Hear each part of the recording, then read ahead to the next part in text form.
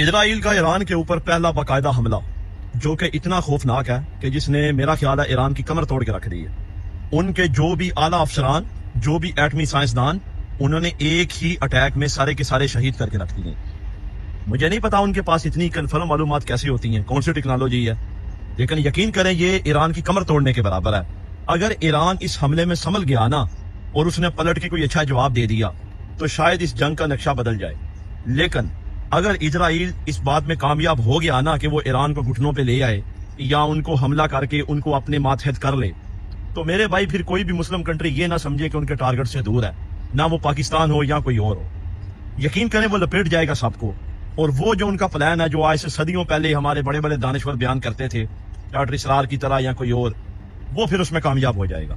لیکن یقین کریں یہ حملہ اس قدر خوفناک ہے کہ میں سوچ نہیں سکتا تھا جو یہ ہو گیا.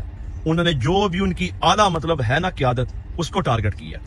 انا للہ و انا الیہ راجعون. اللہ کی ذات ایران کو کامیابی عطا فرمائے. یہ دجالی فوج ہے، اگر اس نے کامیابی کر لی نا اس میں میرے بھائی، تو پھر کسی کی خیر نہیں ہے.